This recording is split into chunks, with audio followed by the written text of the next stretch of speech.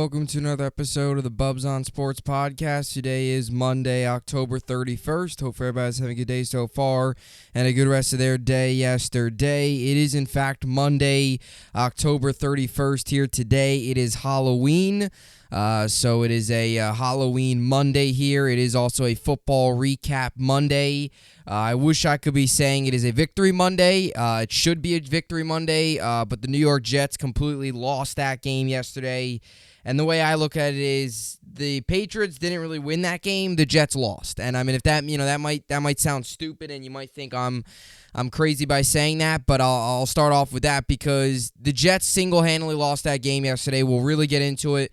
We'll take more of a deep dive here, as we get things going. But Zach Wilson played like complete garbage, and the Jets lose. And they now fall to 13 straight losses to New England. We now fall to 5-3 on the season. We also now fall to 1-3 at home. So we have not done a good job at home this season. 4-0 on the road, 1-3 at home, which is really frustrating because home games is when you should be winning at home.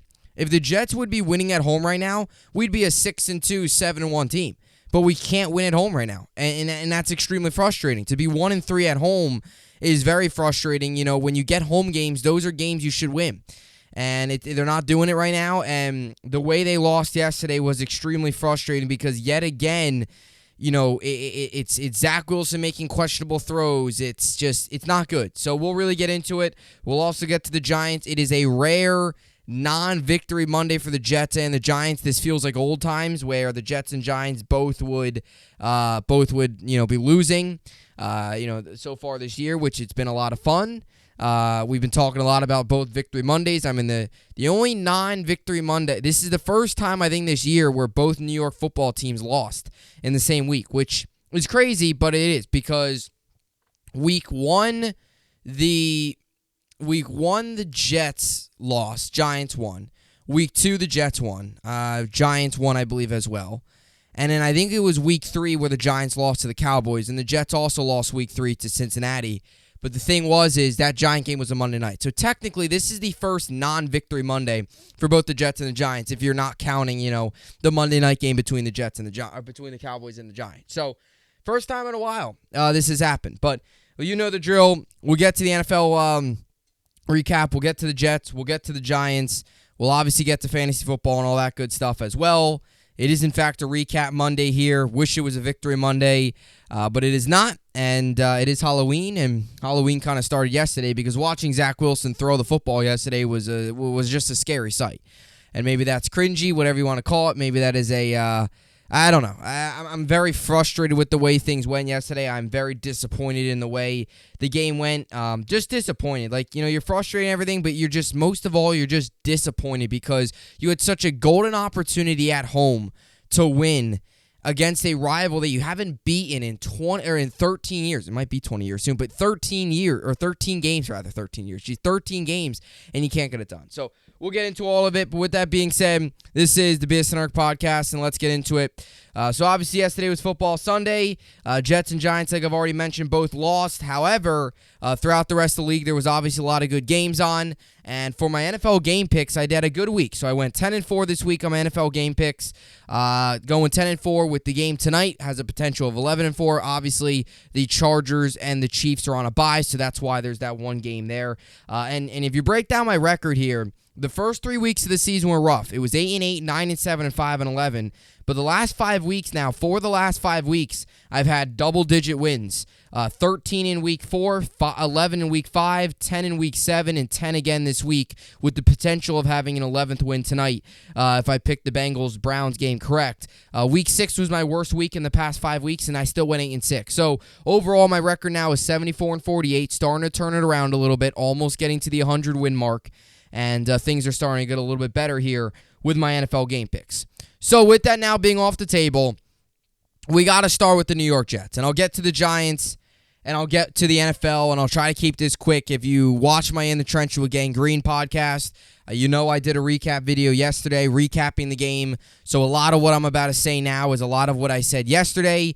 But I'm going to say it again, and I'm going to say again that yesterday was a game that the New York Jets single-handedly just lost. I mean, there's no excuse for that loss yesterday. The New York Jets went out and made some dumb mistakes, some dumb penalties, terrible throws, and the New York Jets lose. And, you could point the finger at many different players, but to me, it comes down to the quarterback where, I get the play at the end of the game, or I get the play at the end of the half where Michael Carter gets the pick six. I mean, I was jumping up and down. I was so happy. I was so excited. And at first, when you see the flag pop up on the screen and you hear the announcer say, flag, behind the backfield or whatever, I thought, okay, maybe it's a holding because most of the time it's going to be a holding. And because also Mac Jones started to run off the field. So I was thinking to myself, all right, or at least it looked like he was starting to walk off the field. So I was like, all right, the Patriots probably know, they're off the field anyway, whatever might be holding. Sure enough, it's a roughing the passer on JFM.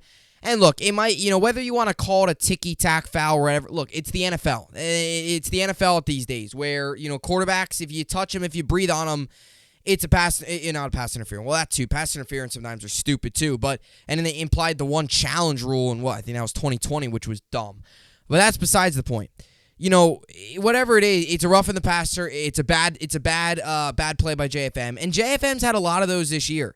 And he's done a lot of good things this year. He actually, outside of that penalty yesterday, I know it's tough to look at the positives, but outside of that penalty yesterday, he actually played pretty well. The defense line as a whole played pretty well. Now, they couldn't get off the field on third down, but the defense line as a whole played pretty well on first and second down. Third down, they just forgot how to tackle. They weren't wrapping up. Yesterday, at times, you look at the defense and, it looked like what they were earlier in the year, where they weren't wrapping up on tackles. I mean, I could recall that drive to start the second half where Stevenson had that big, 30-yard run to start. Whitehead got him right at the line of scrimmage, but he didn't wrap. He lowered his shoulder, tried to lay a big hit, and he braked off of it. Stevenson, again, a very physical runner, and got a big gain. So I get you could point the finger at many different aspects, and definitely, don't get me wrong. A 17-3 lead going into halftime is a big difference than a 10-6 lead going to halftime. It really is. But at the end of the day, I always say this. You can never blame the game on the refs. Whether you like the call or don't like the call, personally, I think it was probably the right call. JFM could have avoided him. It wasn't a bang-bang play. Did it affect the play? Not really. JFM already released the ball, but again, that's what roughing the passer is. Michael Carter got it. It was a nice play. He also got an interception, too, on the Bryce Huff, where he hit Mac Jones' hand. Ball went up in the air like a pop-up in baseball, and Michael Carter intercepting there. But all that being said, look, at the end of the day, yesterday Zach Wilson was horrible, and there's no other way to sugarcoat it. You can't sit here and tell me that Zach Wilson played well yesterday. He didn't. He was horrible. Now, if you want to break apart and say, okay, he played well the first quarter, the first half, okay, we can have that, discussion. But even in the first half, I mean, that was a terrible pick to end the half. You have to remember, that JFM penalty gets a lot of notice, and rightfully so. It was a pick six, and it would have been 17-3. But the only reason the Jets were on defense was because Zach Wilson made a stupid throw off his back foot across the middle. Now, Ty Johnson was open. Why was he off his back foot? Why did he throw it 20 feet in the air? I don't know. He should have just threw it. He panicked. His footwork got all messed up, and he made a bad throw. So you do have to realize, as much as that penalty was terrible, the Jets aren't in that situation if Zach Wilson just throws the ball like a normal quarterback would do and not throw it 20 feet in the air and have whoever intercepted on New England. And in the other two interceptions are mind-numbing. And look, I'm not sitting here, and I'm not going to sit here and say Zach Wilson's a bust, get rid of him now. I'm not saying that. But you know how I am on this show. If you play well, I'll credit you. If you play bad, I'm going to crush you. And yesterday, Zach Wilson deserves every bit of the crushing. He does. And a lot does have to fall on the offensive coordinator. There's no doubt about it. Mike LaFleur's got to do better. Now, to be fair, they ran the ball 15 times yesterday. That's not good enough. Zach Wilson threw the ball 41 times. The only semi-excuse I can give about Mike LaFleur only running the ball 15 times yesterday was because the Jets were down in that game, and it was late garbage time, and Wilson threw the ball a ton late in the game because they were down and they had to get big yards, right?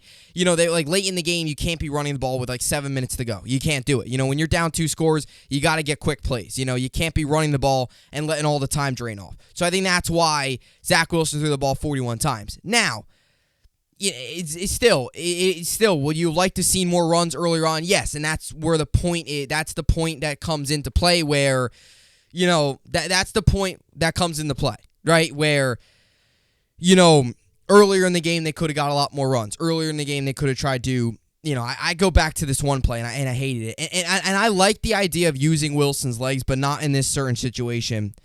It was in the red zone, and Wilson had the ball in the red zone, and they ran a design bootleg, a design quarterback run.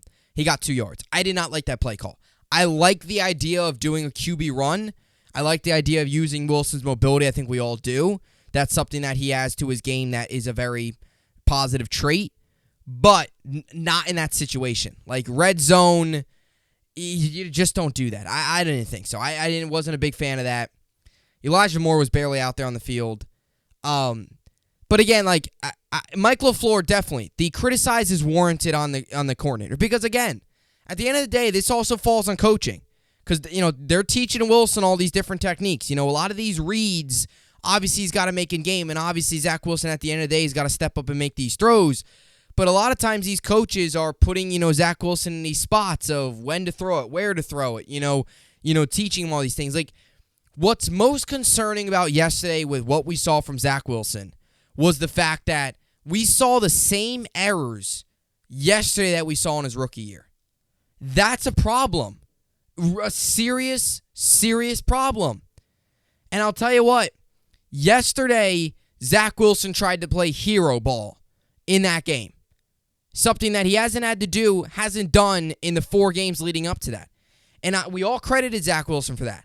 The not turning the ball over, and rightfully so. But yesterday, turning the ball over 3 times, it's going to kill you in football games, especially for a defense that is just going to eat up on those mistakes. They're going to feast like a Thanksgiving dinner on the mistakes that Zach Wilson made yesterday. And it's the bottom line. They're going to feast. And the throws that he was making were atrocious.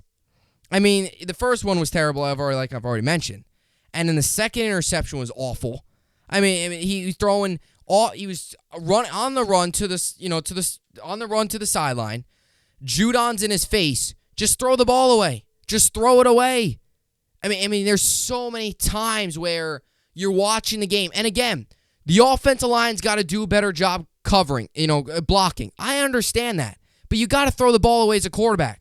Just throw the ball away, live to fight another down. I'd rather him throw the ball away 20 times in a game than him throw the ball in the middle of the field when nobody's even near the ball. And I mean, it's just mind-numbing. It really is. It hurts your head when you watch some of those throws he made yesterday. It really does. And again, the Jets should have won this game.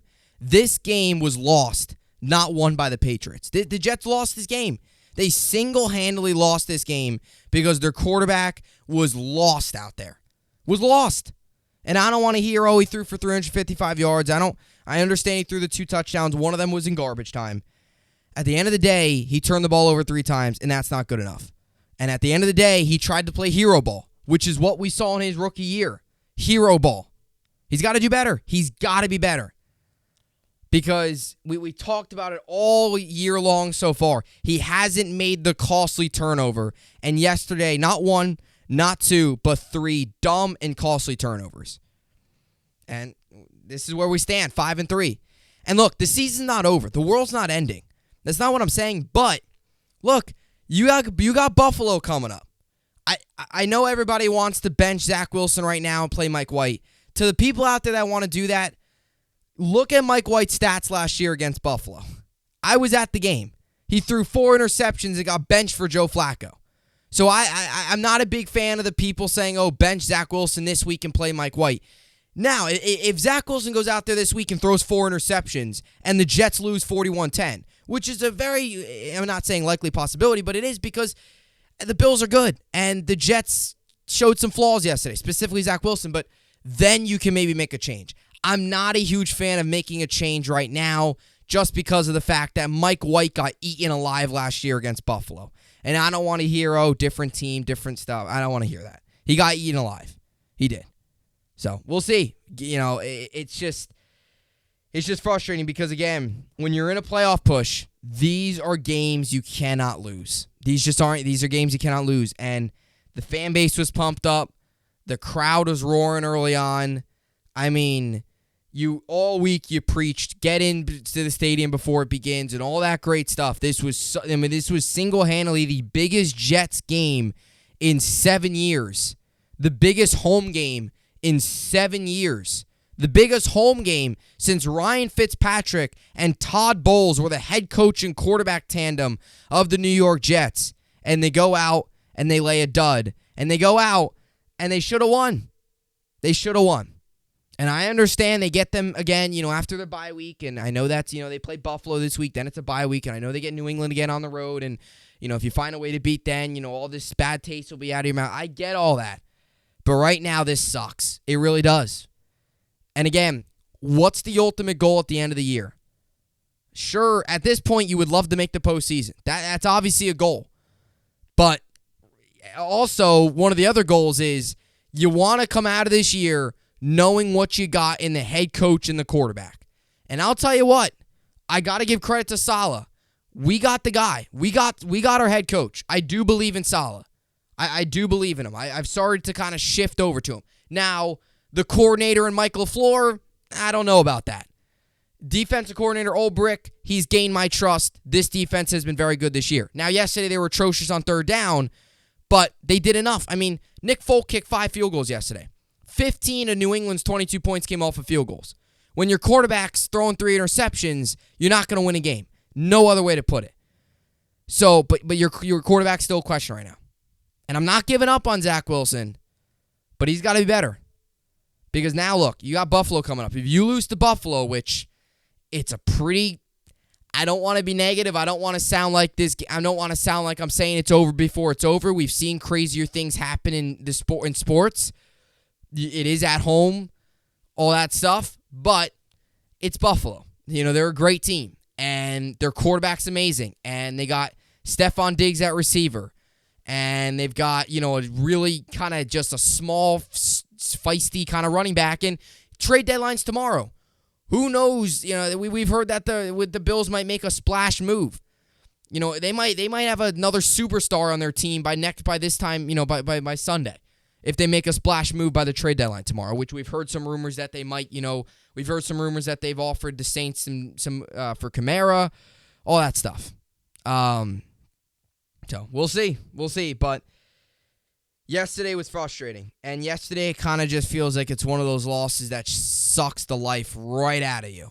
And the life was sucked out of the stadium right after that pick. I mean, look, the defense played well, but I get the fans that are upset about that call. I get that.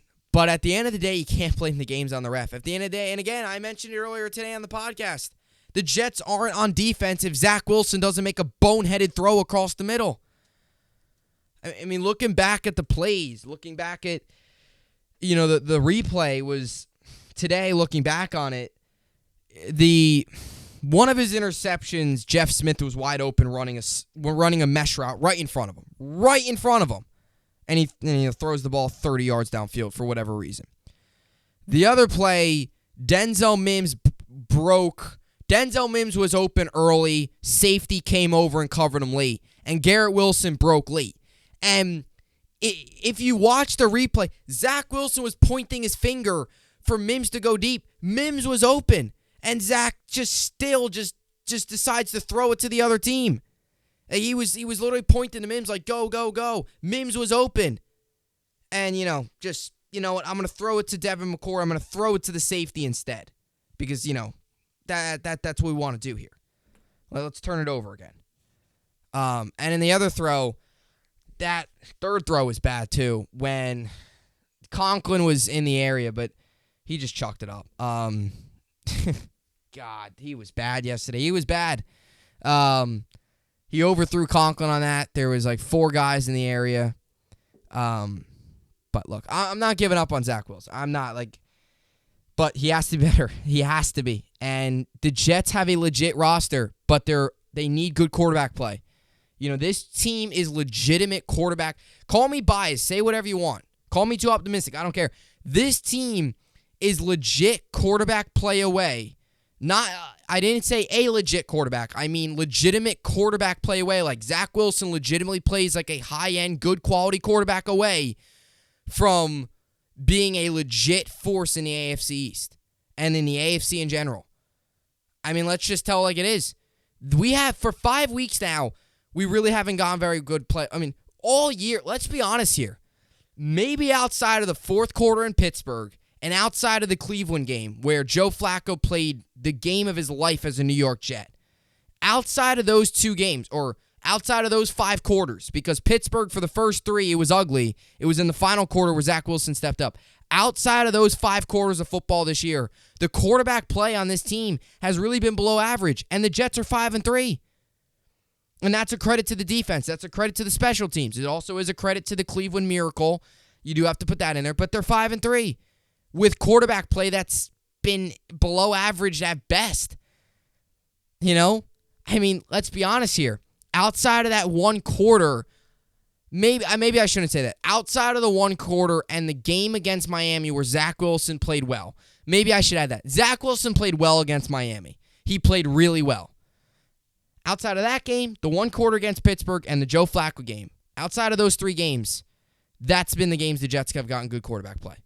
The other 5, like 3 games, 2 full games, and 1 quarter, the Jets have gotten good quarterback play out of 8 games this year, if you really break it down.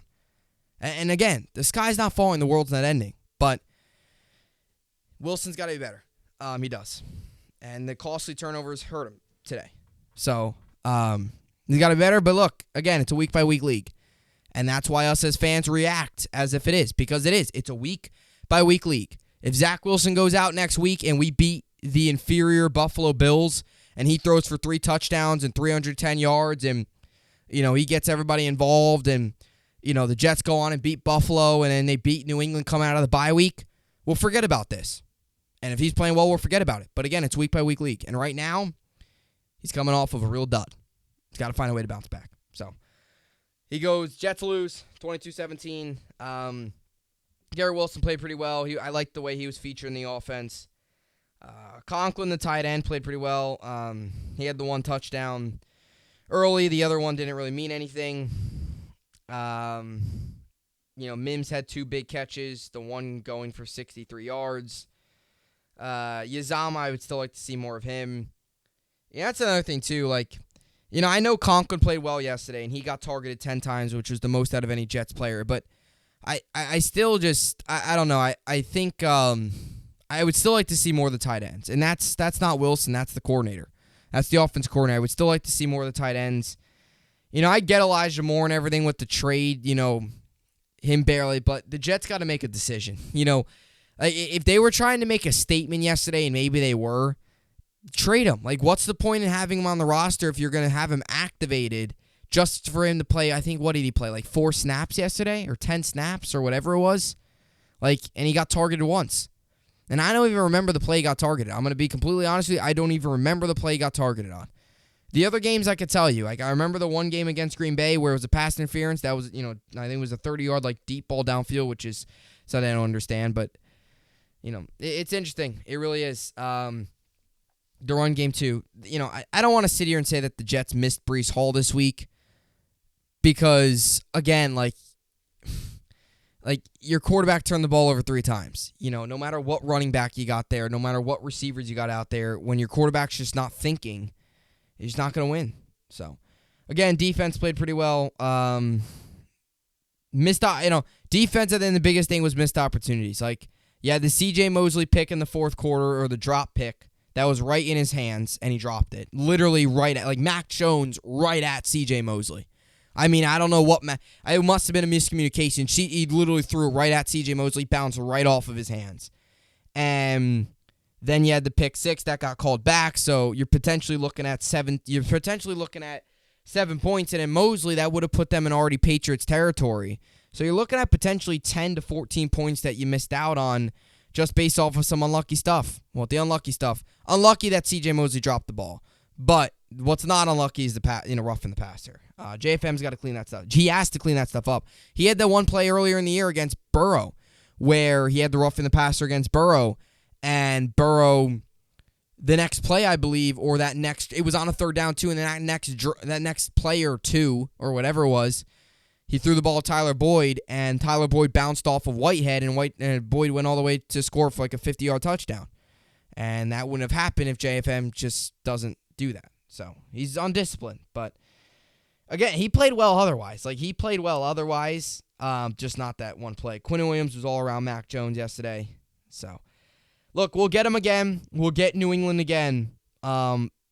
I just hope this Jet team comes out this week and plays with a little fire. Like, come out and play with a little energy. You know, you got Buffalo. They're a real tough team. It's not going to be easy at all.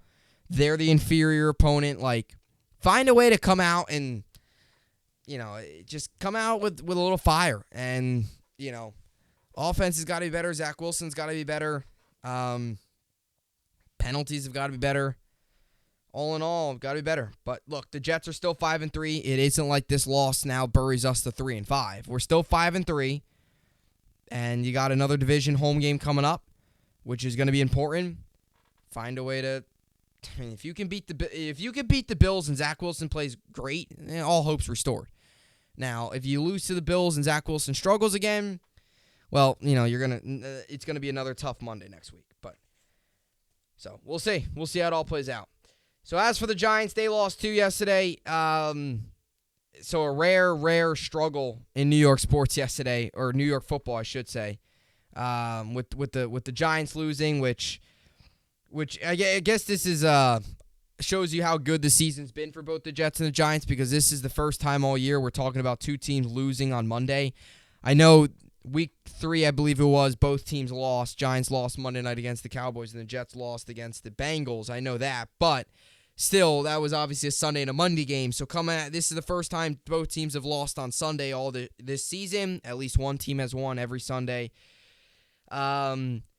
The story of this game was Daniel Jones was running for his life. He got sacked 5 times. Really couldn't get anything going offensively. Even bigger story was Richie James muffing the 2 punts, dropping those 2, which obviously stinks. And again, like, that's what makes these 2 losses. Like, again, to the people out there that think Jets and Giants fans are overreacting, number one, it's the way the Jets and the Giants lost yesterday. Now, I don't hear many Giants fans today overreacting, saying, you know, the season's over. I do hear Jets fans saying that this is the collapse. And I don't believe that, but there are Jets fans out there that think that. But at the end of the day, we're Jets fans. We're permanently scarred from things that we've seen over the past since 1969. We've seen a lot of stuff to think that things are going wrong, because that's just how we think sometimes. But Giants, like, it's different. The Jets and the Giants yesterday could have easily won. Like, and that's the frustrating part. Jets very well could have won if Zach Wilson just doesn't turn the ball over and if we don't get the dumb undisciplined penalty. The Giants could have easily won if you don't muff those 2 punts. Like, it's the little things. It's the little things in these 2 games that hurt the Jets and the Giants, right? And that's the frustrating part for both teams. It's a reality check for both teams. But look, I look at this, and I'm not concerned at all about this loss for the Giants. I'm not at all. Because guess what? Coming out of the bye week, you're at home against Davis Mills and the Houston Texans, who stink. They're 1-5-1. And then after that, you're going up against a Lions team that can't stop anything. They can't. They're 1-6. Their defense stinks. And their offense this year has been streaky at times, where it's been good and then it struggles. And the Giants' defense is good. And guess what? Both those games are at home. And then you get the Cowboys on the road on Thanksgiving. That will be a big test. I still believe that the Giants can go into that game on the road against the Cowboys on Thanksgiving 8-2. I still believe that. Now, I know this might be getting, looking too ahead, because they have a bye week. The Giants have a bye week this week. But if you would have told me the Giants were 6-2 going into their bye week, I would have took that definitely. I would definitely have took that. 6-2 going to their bye week, if you're a Giant fan, definitely. You're still happy about that. And look, you got to give credit to the Seahawks too. They're 5-3. Geno Smith is playing out of his mind. He went 23 of 34 yesterday for 212 yards and 2 touchdowns. I mean, you really starting to wonder now. Not wonder, you're starting to really truly see it.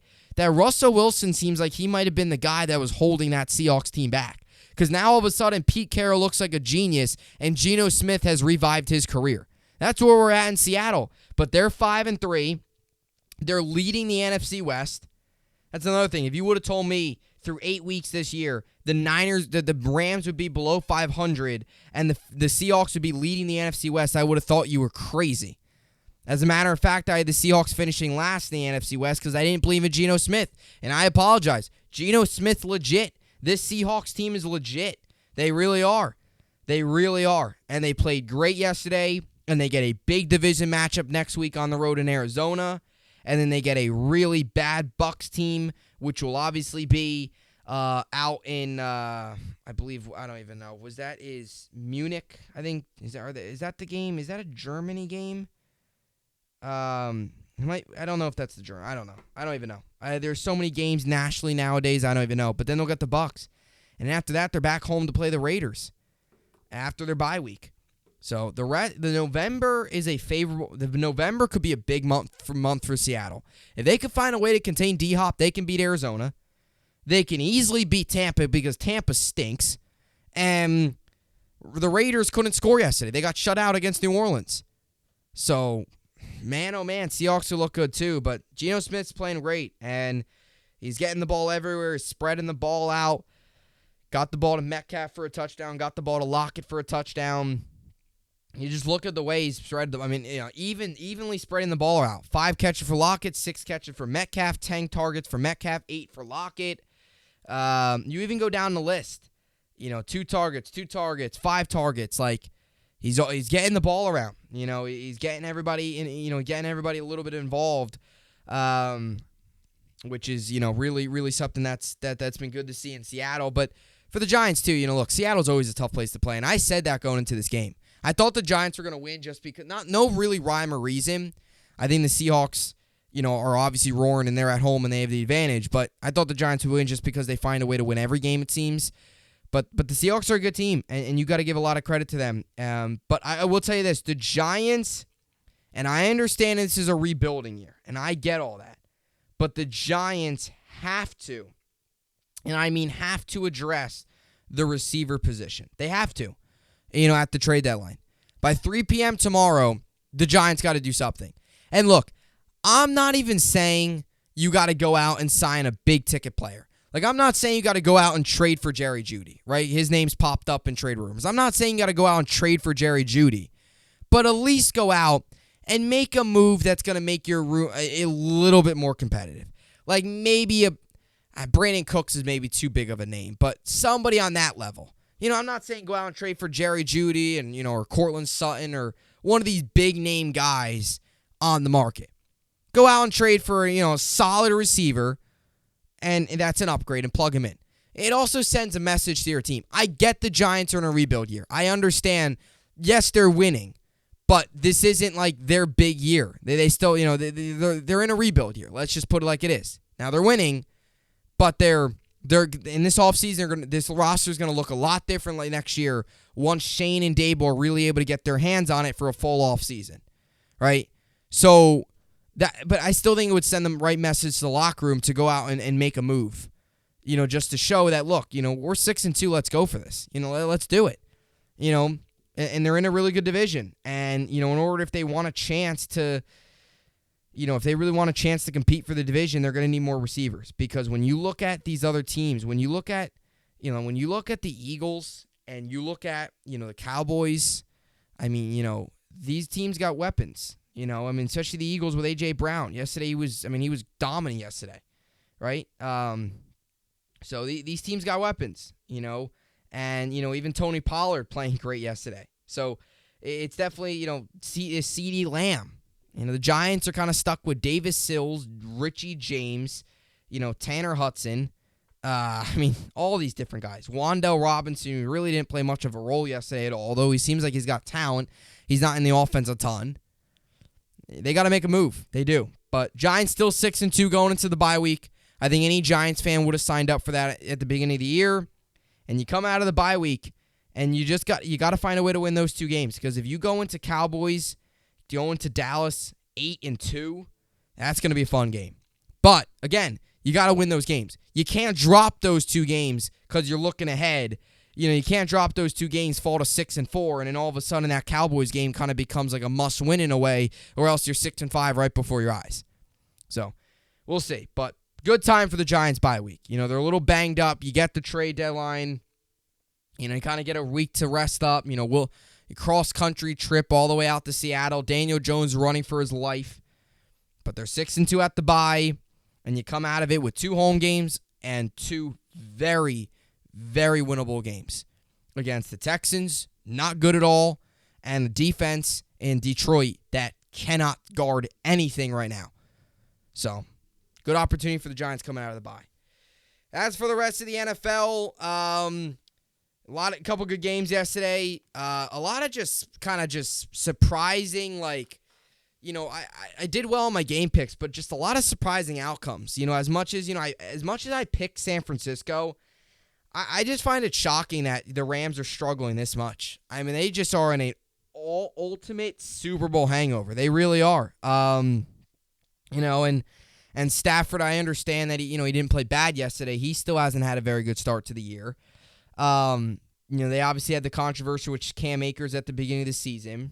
Their running back room hasn't been very good. It's like, I don't know. They're just struggling. Cooper Kupp got hurt yesterday. He seems like maybe he'll be all right, but I'm just shocked. Rams are 3-4. I mean, and they got to watch out. They might not make the postseason. I'm sure there's a stat out there. Teams to win the Super Bowl and then miss the postseason next year. I bet you there's a stat. There's got to be teams. I mean, geez, did the Niners do it? They made it in 2019? Did they get to the playoffs in 2020? I don't even remember. I think they did. They should have. They probably did. I'm just forgetting. So, it's definitely interesting. To see a team, get to the Super Bowl. Both teams that made the Super Bowl. Now we'll get to see the Bengals tonight, but they're on a 2-game win streak, but they weren't off to such a fabulous start either a couple weeks ago. They're starting to put it together now. Obviously, now with Jamar Chase is out, we'll see how that impacts them tonight and going forward. He'll be out 4 to 6 weeks with the hip, but man, oh man, the Rams are really struggling. And the thing I'll say about the Rams, too, it's not like they lost a ton of pieces. It's a similar team. Now, it's very hard to repeat, but for a team that was so dominant offensively and defensively last year, to all of a sudden just fall off a cliff like this it's pretty disappointing for them. And their fan base is not great. And I don't mean, and again, I don't want to crush their fans, but gosh, SoFi Stadium, and that's more of a credit to Niners fans. California is loaded with Niners fans. Niners fans own California. I know you got the Chargers who were in San Diego, and now they're in LA, so you still have a lot of Chargers. The Rams being in St. Louis to now LA, there is not many Rams fans at all in LA. There just isn't, because a lot of them are in St. Louis.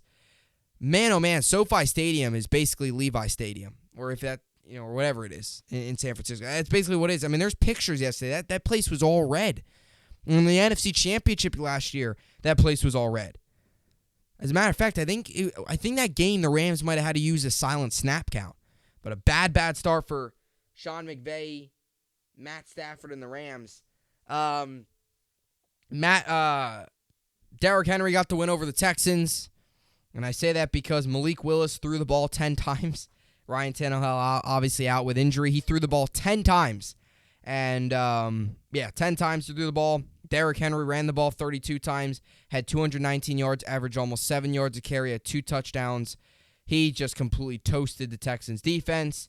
And as for the Texans, just nothing going. I mean, they're just not good. They need a full reboot. They need to tear it all down. There's just no talent on that roster whatsoever. There just isn't.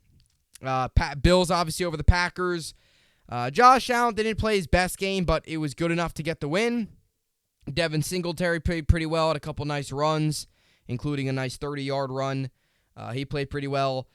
Panthers lose to the Falcons on a 2 missed kicks by former Jet Eddie Pinheiro. Although Greg Zuerlein missed the kick, he was automatic up to that this season, but he missed an extra point and missed the field goal, and that blew the game for them. So Eddie Pinheiro not doing his job. Carolina, man, they were that close to being 3-5. And if they would have been 3-5, they would have been up there in the division. Right now, the Atlanta Falcons are 4-4 and are leading the NFC South. If the season were to end right now, the Atlanta Falcons would win the NFC South and be in the postseason. How is that? I mean, that's crazy. That is just wild to think that. The Panthers, Bucks, and Saints would all be out of it. So that's where we currently stand in the NFC. Cowboys dominated the Bears. Vikings over the Cardinals despite another great game for DeAndre Hopkins. Eagles all over the Steelers to get to 7-0. They remain the only undefeated team left. Dolphins with the comeback win over Detroit. Saints defense all over Derek Carr and the Raiders. Derek Carr got pulled. Jared Stidham came in. Didn't really do much either. Nothing going in this game. Devontae Adams had one catch for 3 yards. One catch for 3 yards. There was a point in the game, I believe it was all the way until like the fourth quarter, where the Raiders finally crossed the 50-yard line. No offense whatsoever for Las Vegas in New Orleans. And the Broncos country over the Jacksonville Jaguars as Russell Wilson and company went into London and got the victory. So good win for them. They keep their, bleak hopes but season alive at 3-5. And they'll get Tennessee next weekend on the road, which will be a tough matchup. But they do snap a 4-game losing streak, and that's kind of what's most important there. But definitely should be interesting to see. Yeah, the rest of the season is going to be interesting for Denver. It really is, because you look at their schedule, and their schedule's tough. It's Tennessee, Raiders, Panthers, Ravens, Chiefs, Cardinals, Rams, Chiefs, Chargers. That's their schedule the rest of the way. So Chiefs are going to be really tough. Chargers are going to be really tough. Rams, it's winnable, but that's going to be tough too. Like the Titans and the Raiders, those are 2 big games. Like Titans are tough, Raiders are tough, but you don't know what you're going to get out of either team. Like if Derrick Henry doesn't run for 500 billion yards, the Titans are one-dimensional, and the Raiders, they didn't score yesterday. So you really wonder kind of where you're at here. The AFC West, there's a lot of weird teams in the NFL. There really is. A lot of just weird teams that you just don't know what to expect. And it's made for a very weird season where a lot of teams that you went in with thought would be really good are not. And a lot of teams that you look at their roster and you think to yourself, gosh, they're juggernauts and they're just average. Like the Raiders, you look at their roster, they're loaded, but the Raiders, they're 2-6, they're 2-5. They're last in the AFC West. Like if you look at the Broncos roster and you say to yourself, man, they got weapons all over. They're 3-5. I mean, even a team like the Packers. Like I know their receivers aren't great, but they got Aaron Rodgers and they're on a 4-game losing streak and they're 3-5. I mean, the Bears have the same record as the Packers. The Buccaneers with Tom Brady are 3-5. Rams 3-4. Falcons are leading the NFC South. The Lions, despite scoring 500 points every week, are 1-6. Very interesting times in the NFL for a lot of these teams. By the way, to close things out here before we get to my Monday night game pick, the NFC standings right now, if the season went to end right now, the Jets would be a 5 seed in the AFC, so they'd travel to Baltimore if the postseason were to start right now, and the Giants would have to travel to Seattle to play the Seahawks. So that would be interesting. I believe they'd have to travel to Seattle. Yeah, they would. So that'd be interesting. The Giants would be a 6 seed, Jets would be a 5 seed right now. Despite their loss this week, Jets would stay a 5 seed, and the Giants are a 6 seed right now. So interesting times. Even the Washington Commanders. Taylor Heineke's got them playing great. They beat the Colts and Sam Ehlinger yesterday. He's got them playing great. The Commanders right now have a better record than the Rams. They are if they win this week and San Francisco loses, the Commanders are a playoff team. I mean, isn't that crazy? They're on a 3-game win streak. And Taylor Heineke's got that offense playing great all of a sudden.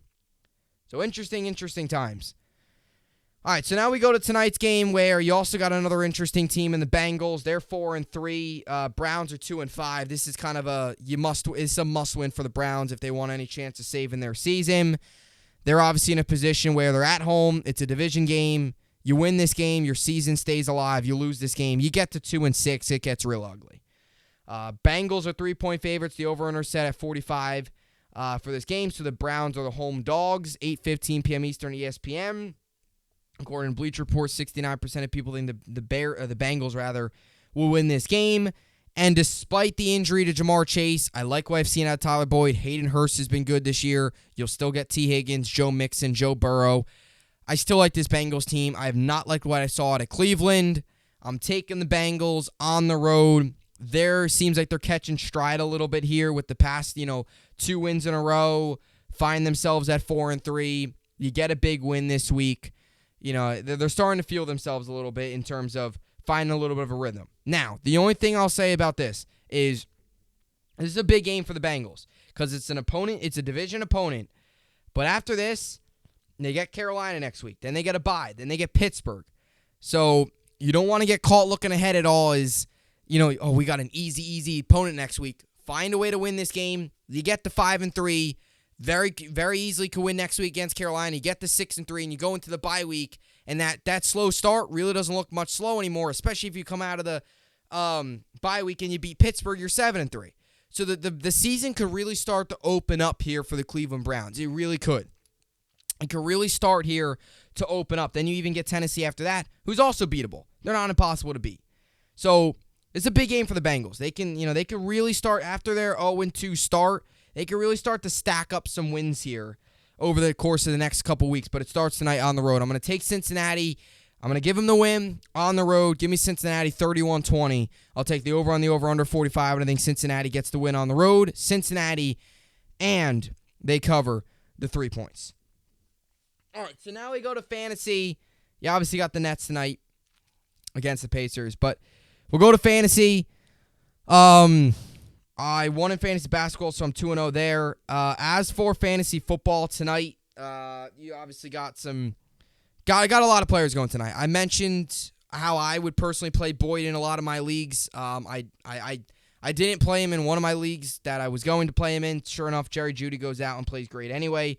It doesn't really mean anything because I'm getting smoked. But Hayden Hurst is an option tonight. Obviously, if you got a guy, any receiver tonight, T. Higgins, he steps up. A guy like a Hayden Hurst, he steps up. Any guys like that Joe Mixon, especially in the passing game, I could see them utilizing him a little bit more as a receiving back this week.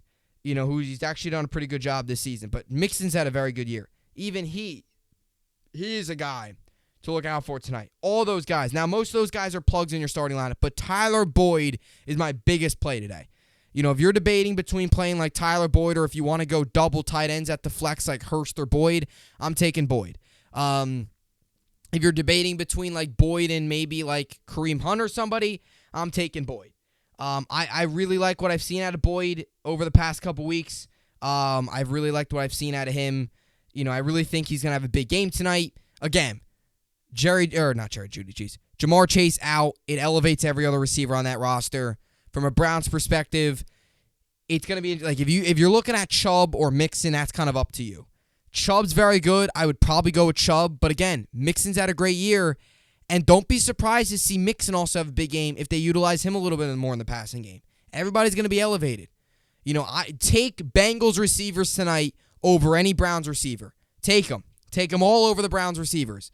Bengals receivers tonight are so crucial. Whether it's at flex, if you want to go double tight end set and play like a Hayden Hurst over a Njoku, I wouldn't completely disagree with that. Now it depends on your score. Njoku's, him being out tonight obviously doesn't, with him being out tonight, you have to go hurt or Hayden Hurst there. But a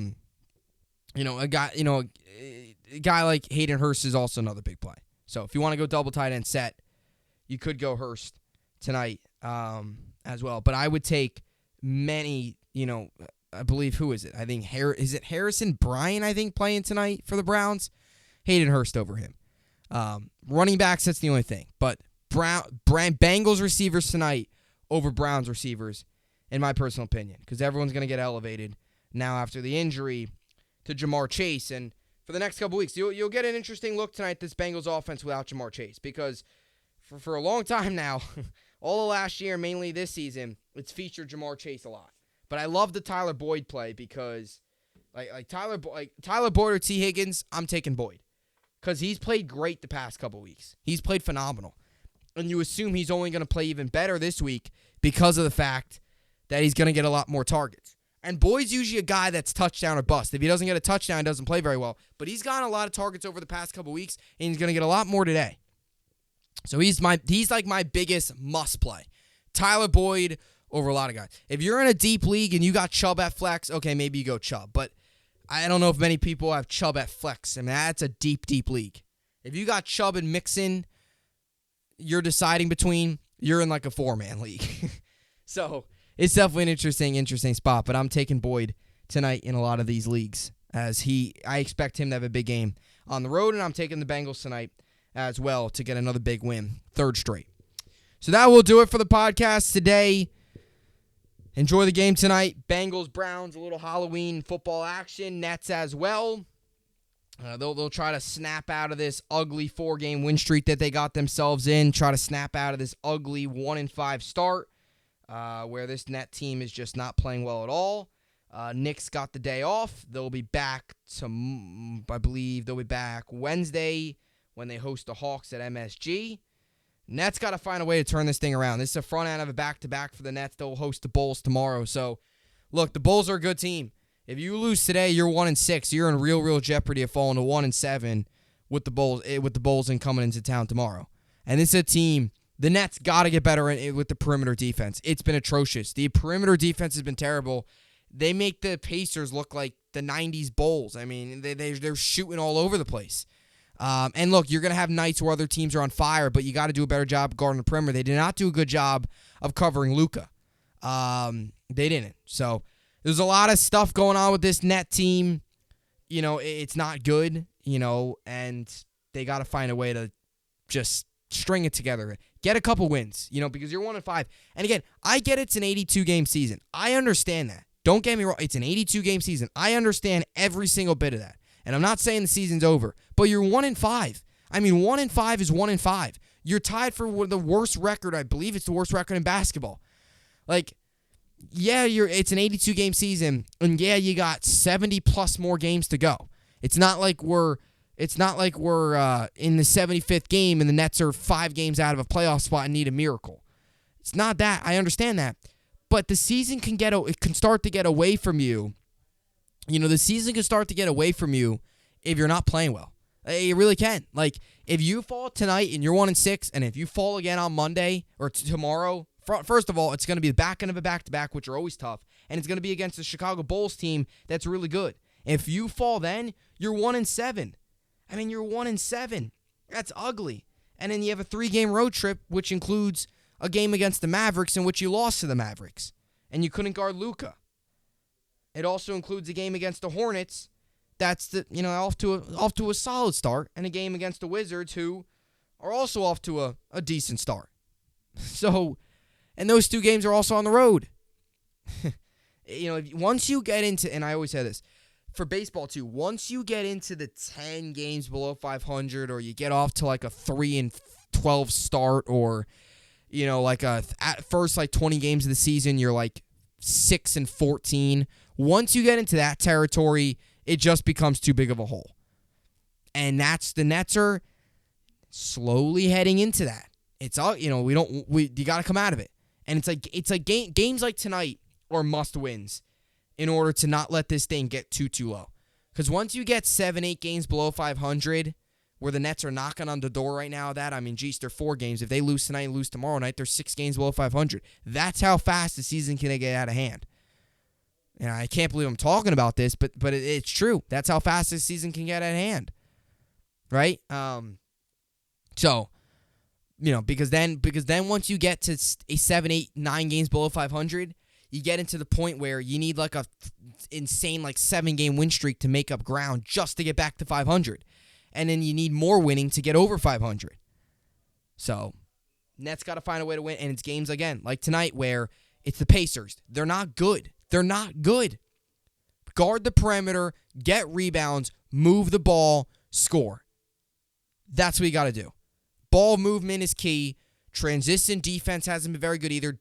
Smart with the basketball. Kevin Durant, who I like a lot, he's a great player. He's had a couple lazy turnovers. Ben Simmons, don't be afraid to shoot. Shoot the basketball. You got it in the paint, go up with it. Go up with it. Even if you get fouled, you go to the line, right? Make your free throws. Make these smart passes.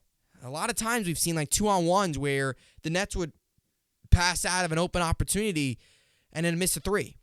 Just go with it. Get to the net. Get to the net.